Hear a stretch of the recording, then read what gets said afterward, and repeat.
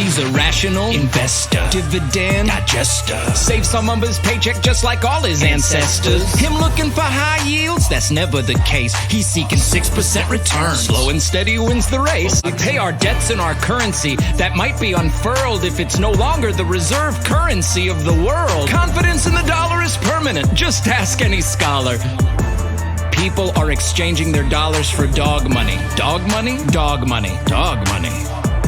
We trading it in for dog money. Dog money. Dog money. Dog money. Dog money. I'm putting it all in dog money.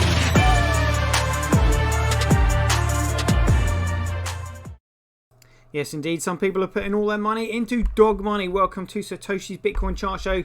This is the Bitcoin forecast, the strength of the system, the health of the network, where we find out what's up with what is going down. Today's date is Monday, the 9th of August, 2021. Let's be gone and jump straight into these figures, rock and roll.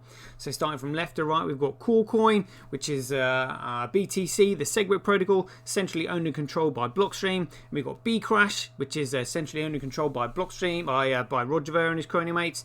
Then we've got Bitcoin, which is BSV, making it the original protocol, making it the real Bitcoin, the true Bitcoin, the genuine Bitcoin, and the world's first and only digital commodity, making it the most valuable commodity on Earth. Yes, indeed. And then we've got Fisher Price Cash on the end. What a joke.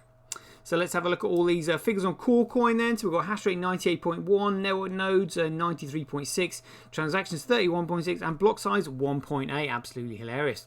So we'll just let our favourite douchebag of Bitcoin, Peter McCormack, confirm for us what I've just said about BTC Coolcoin being centrally controlled by Blockstream. Take the floor, Peter McCormack, if you would be so kind. Bitcoin is so different now from when Satoshi was here. Yeah, well, when Satoshi was here, Bitcoin was a peer-to-peer electronic cash system. How far away from that are we now? It's a completely different project. Yeah, well, what would Satoshi Nakamoto have to say about that? It doesn't matter who Satoshi is anymore. Or what if he came back and said, what the hell do you think you're doing effing up my project? Even if Satoshi came back, I don't think he would just be immediately welcomed as having this God-given right to decide what happens with Bitcoin. I think he would have to earn his right back into the project. Earn his right back into the project. I just thought he said it was nothing like Bitcoin. It's a completely different project, and it didn't matter who Satoshi Nakamoto was anymore. Why would he want anything to do with a project that is nothing like Bitcoin that he created? This makes no sense whatsoever. So in your opinion, what's this alternative project based on now then? Bitcoin is built based on consensus now. Based on consensus. Do you know what proof of work is? Do you understand the significance of the chain of signatures? Do you know that Blockstream centralized the system and turned BTC from a commodity into a security the moment they implemented SegWit, because it meant they were accountable to nobody, which means they therefore centrally control it, and there is no consensus. This is absolutely ridiculous. I'll let you try and convince me maybe one more time. The project Bitcoin is built based on consensus now. Yeah, nah. Not believing you, because I know you're talking crap. And let's have Roger Ver. So Roger, tell us about your expectation of your centralized project. And we're going to really spread Bitcoin Crash across the entire country here in Antigua. Yeah, good luck with that, mate. And what do you say to all those multinational companies that do billions, if not trillions of dollars of global trade on an annual basis, that say they need a regulatory compliant monetary system in order to do so? The ones that say that the blockchains all need to be legally compliant about everything all the time, just go use your Visa card. Yeah, because that's going to work. And then we've got Bitcoin, so we've got hash rate 0.3%, network nodes 1.5, transactions 51.5, block size 96.7. So remember, 51% of the transactions and 96.7% of the block size, all being processed by just 0.3% of the hash rate. This goes to show you what an efficient system Bitcoin really is. And this is why I find this particularly funny. It's laughable. Bitcoin mining operations compete to process data transactions on chain. No transactions or data, no use. No use, no value, no value, no money. The most valuable chain is the chain with the most utility on it. BTCs are utter clowns. Yes, indeed. So the transactions, just utility is transactions and block size. That is it. Can you see where it is? Yes, all these other chains will go to zero because it's miners who economically sustain the chain for profit motive, nothing else, once all is revealed. So let's have a look at these block sizes coming through on the chain. But before we do this, we'll have our usual chat with Michael Saylor, because I do enjoy his enthusiasm in the morning. So Michael, welcome to the show. What do you say to people like Peter McCormack that think that Bitcoin should be, you know, changed and tampered with and just effed around with? I like Bitcoin the way it is. Oh, so do we, Michael. So do we. But we really like Bitcoin. How do you compete with that? In fact, I love Bitcoin the way it is. All right, mate, calm down. Well, you can't just leave it there. You're going to have to explain yourself. Tell us, what is it about Bitcoin that you love so much? The way it's currently constructed, it is possible to put all $250 trillion of monetary energy. Wow, $250 trillion of monetary energy. Where's that going to go? In big blocks of encrypted energy on the blockchain. They do sound like big blocks. What sort of numbers are we talking about? Maybe the Bitcoin will be $1 million. You can probably calculate $10 million of Bitcoin or something. Wow, $10 million per Bitcoin or something. I mean, how's it going to fit and where's it going to go? Big blocks, $100 million chunks on the blockchain. Is that right? Well, let's have a look at these big blocks on the blockchain then, shall we? Here we go. Calling out the megabyte blocks this morning. 1, 42, 20, 15, 265, 50, 245, 28, 216, 15, 130, 23, 325, 10, 2, 8, 1, 1, 21, 2, 1, 85, 68, and 1. Amazing. Anne-Marie still struggling to get all of his blocks over a kilobyte. And how many blocks over a megabyte on Bcrash? 1, 2, 3. Is that it? And how many on Coolcoin? 1, 2, 3, 4, 5, 6, 7, 8, 9, 10, 11, 12, 13, 14, 15, 16, 17, 18, 19, 20, 21, 22, 23. That's it. Oh well. Hash rate follows price, follows value, follows utility, follows creativity, initiative, and intelligence. If you are intelligent and you apply creativity and initiative, you can make something useful. When something is useful, it can then create value. When it creates value, it can then develop a price. When it develops a price, it can then be measured against the cost of other goods and services and used as a medium of exchange. Boom. Next. Proof of work by network. Coolcoin, Bcrash, Fisher Price Cash will fall into their own footprints because that's what Ponzi schemes do when they crash overnight. Bcrash Bitcoin hash rate, who cares? Bcrash Bitcoin proof of work, who cares? It is currently 4,425 times cheaper to transact on Bitcoin than any of these alternative protocols. Shitcoins, if you will. Come on, CoinDance, sort it out. There we go. It's currently 5.1% more profitable to mine or Coolcoin than Bitcoin. Bitcoin shows you the competition for it. Daily average Bitcoin block size by network. Let's have a look at this in proportion. Whoa! Hold on one sec. Let's have a look at that quarterly over 3 months. There we go, that's some more like it. It's still massive, absolutely huge. Loving that, loving that. Let's have a look at transactions by network. Bitcoin winning, transactions per block by network. Bitcoin winning. Fees USD, that's fees in the block. Fees Satoshis in the block. Block reward ratio to block reward, or block reward ratio to block reward. Ratio fee, whatever you want to call it. Good. Look at this daily accumulated Bitcoin blockchain growth by network. Bitcoin going parabolic. Let's get into the politics then. So global, I'll tell you what, let's have a quick look at the actual chain growth. So we are now 158 gigabytes in front of Coolcoin. Wow. Absolutely sensational. I love what I'm seeing here. So global hash rate 7 days. Global hash rate 24 hours. Coolcoin 24 hours. Interesting. Bcrash, good to see Hathor in there, spoiling the party for no other reason than utter from sheer spite. And this is Bitcoin. You watch the world come flooding in soon. And Fisher Price Cash, what a joke. So the reason we want all the shitcoin enterprises off the chain is because the only thing they do is dollar worship, which means the only thing they understand is price manipulation, which we will look at now in the short positions. Here we go. Where are we? So we're still 90% your short ratio on Bitcoin. Let's have a look at Coolcoin. Here we go. Where are we now? Short positions around 4.6. 4.6. Wow. That's actually quite big for Coolcoin. Let's have a look at BitInfo chart. So for any newbies watching this, the vertical rectangular blocks moving across the top of the screen are the transactions being recognized by the nodes on the network. They're recognized by the nodes on the network instantly because Bitcoin is an ultra small world Mandela network. It means that as the size of the network increases, the density of the links goes to zero, making it ultra small worlds and highly sparse respectively. The formulation can lead to an improved topology against malicious attacks. It's phenomenal.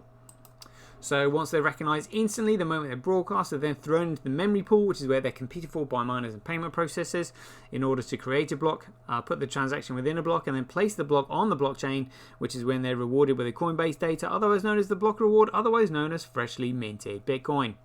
And you can see in the highlighted rectangular box below it that we've got the hash of the block height, who it was mined by, size, the time, the date, the transaction count, and total fees. Loving that.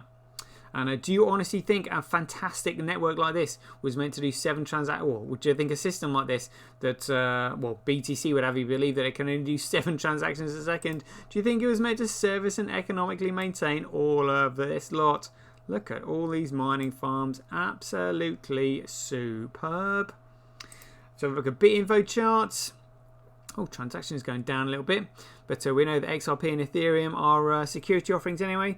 And we'll just let the Chief Technical Officer of Ripple Labs, David Schwartz, explain that XRP is a security and fundamentally worthless and an utter load of garbage.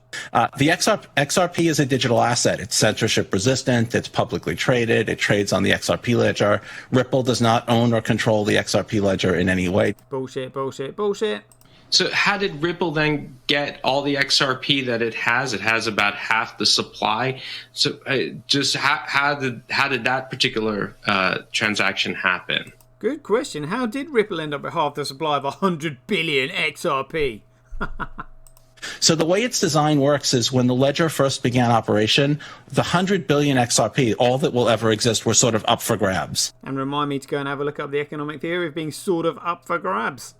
And lots of people grabbed XRP out of that system, but it just so happens that obviously, just like early miners mined, huge amounts of Bitcoin before the public knew about it or was using it, early XRP users grabbed large amounts of that pool of XRP. And so the people who developed the ledger wound up with, the vast majority of it. Brilliant. One more time, David. The people who developed the ledger wound up with, the vast majority of it. And Ethereum being a security. You just described some crypto as securities. Which ones do you think of as securities? It's pretty clear, and the Supreme Court has actually spoken about this many times. If somebody is raising money, selling a token, start the Ether presale in a couple of weeks. So the Ether presale will be an opportunity for anyone to purchase Ether. For Ether is the internal currency inside of the Ethereum system, sort of like the XRP and Ripple. And the buyer is anticipating profits. What we're hoping is that sort of similar to what happened with Mastercoin. If that slice is something like 20%, and then the value of Ether goes up by 5, then we basically have the entire initial BTC that we got all over again. Based on the efforts of that group. About 100 people that are working on Ethereum right now. Myself leading the protocol design. And we also have branding teams, we have marketing teams. That fits into something that's a security. Partially in order to better flesh out the business plan, partially in order to better flesh out the terms, partially for legal reasons. Brilliant. And ETH not being able to scale the full video. Build on top of that. Turns out we can build a financial you're plumbing saying layer. That the concept of launching something that doesn't scale and then rebuilding it as something scalable it was scales in the somewhat. Initial plans or initial thinking. We knew it wasn't going to be scalable for sure. Fail. And let's have a look at BitInfo charts, transactions, 24 hours. Let's have a quick look at this. We'll add XRP in there just for lulz. Over 3 months. There we go. Let's expand this. Here we go. Bitcoin in 3rd position for you. We are coming for you. We are coming. BSV data, let's have a list. So MetaNet protocol and MetaID protocol, both producing 2.8 gigabytes of data on a per day on 24 hours at the moment. Absolutely fantastic. And applications, just quickly. Do we get to see these figures today? Oh, it looks like we might be lucky. Crypto Fights, 415 megabytes. And then Peer Games, that's going up 8 megabytes. Lovely jubbly, loving that. Trends.cash, so we've got apps ranking by money spent. TDXP still absolutely romping away with it. And then, it's like City on Chain is 2nd.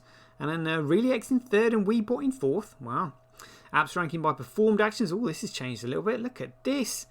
So Run Protocol and CryptoFi that sort of almost run parallel together, first and second, and then a Router SV creeping up. That would explain why the number of transactions has gone down, actually, probably. So they'll be dealing with scaling, I bet, because it sort of caught them unawares. Amazing, good for them. And Crypto Quant, so yeah, the exchanges were cashing out, and that was counteracted by a huge amount of tether printing, which caused a squeeze in the liquidity and a spike in the price, creating this massive bubble. It's really not looking good, and exchanges are still cashing out now. Let's have a look at what's on chain. Good question. What is on chain? Estimated next block size 6 megabytes. Memory pool usage currently 22 megabytes. Look at all these lovely blocks that have come in. Beautiful. Yep, looking good. Let's have a look at Joho's meme pool. Hey, we've got some pictures there today. Come on. Alright, so this is on, that's the 2-hour chart. That's the 8-hour chart. Looking like we're back to normal again. 24 hours. Yeah, it looks like they had issues there. Good to see Joho's meme pool back in action. Excellent. Let's have a look at BTC. That always looks absolutely horrendous because it's been, look at these spikes all over the place. Because the network has been purposely restricted, so it's just basically bursting at the seams and you can't be used. Absolutely crazy. So we can have a look at the effects it's had on TX Street, and while we're looking at it, we'll just have a word with Adam Back, the Chief Executive Officer of Blockstream, that centrally control BTC, and hear about his expectations of a payment network. So, fee estimation in some cases is quite bad. If you're paying a friend, you can probably afford to wait 4 hours and not pay a priority fee. Oh, shut up, you muppet. I'm not waiting 2 hours or 4 hours on a payment system for a transaction to be confirmed. Absolutely insane. Median fee 35 cents. Yeah, try using that on a high-frequency trading platform. I'm waiting 4 hours. Never going to work. And median transfer fee $3.65. Oh, my goodness me. That is shocking. Vitalik, how on earth do you respond to that one? The Internet of Money should not cost 5 cents a transaction. It's kind of absurd. Yeah, really? So it should cost $3.65, should it? And issues with our own money printers. Oh my goodness me. Will you look at what do we know about excessive money printing?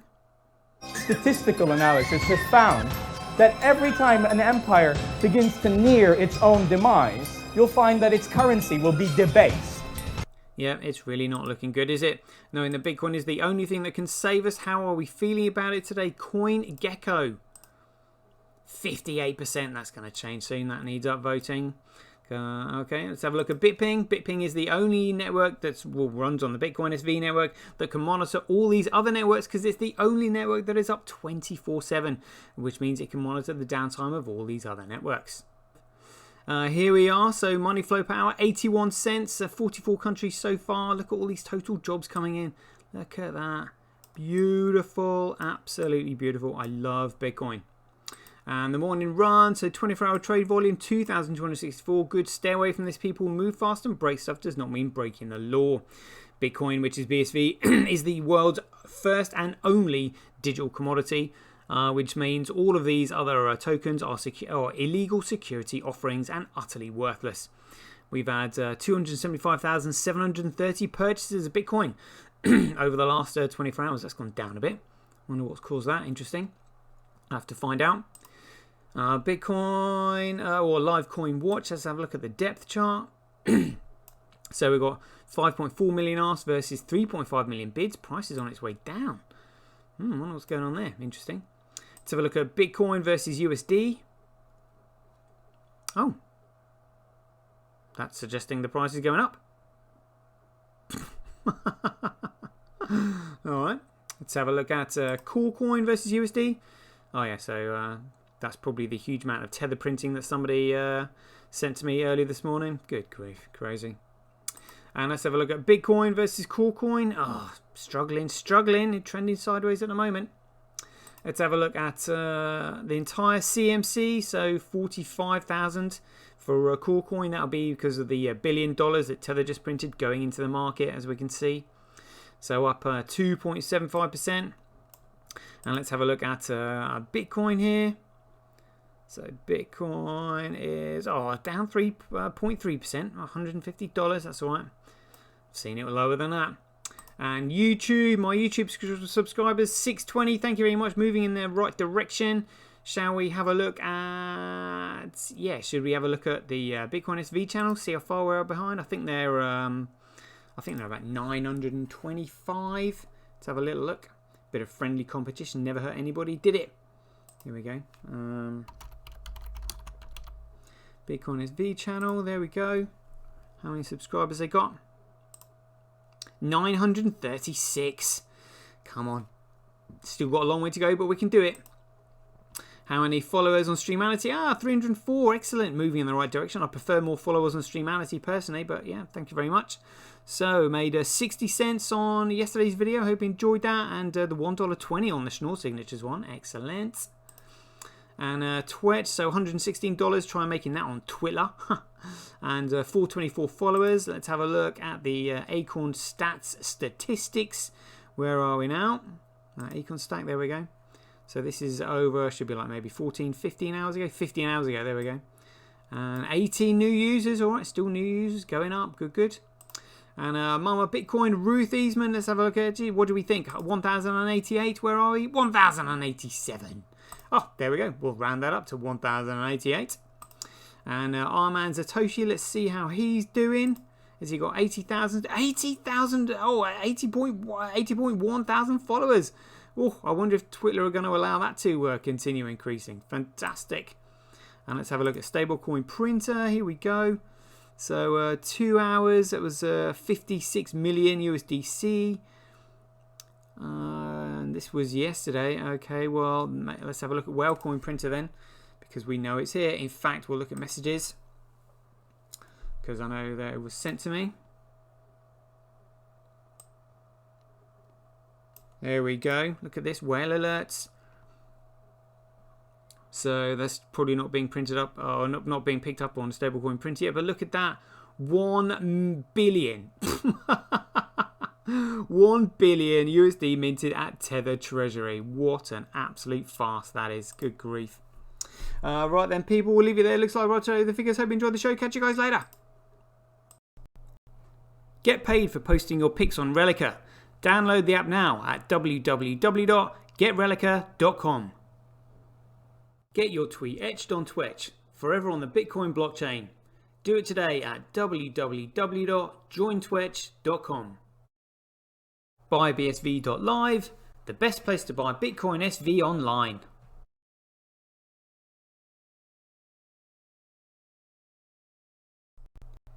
Support independent content creators on micropayment platforms such as Streamanity, Twitch and Relica. We should profit from our data, not the large corporations who track, monitor and sell it.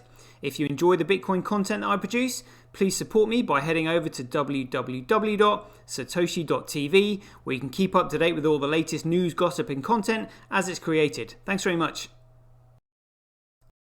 To get started in Bitcoin, go to freebsv.com, where you can claim your free Bitcoin.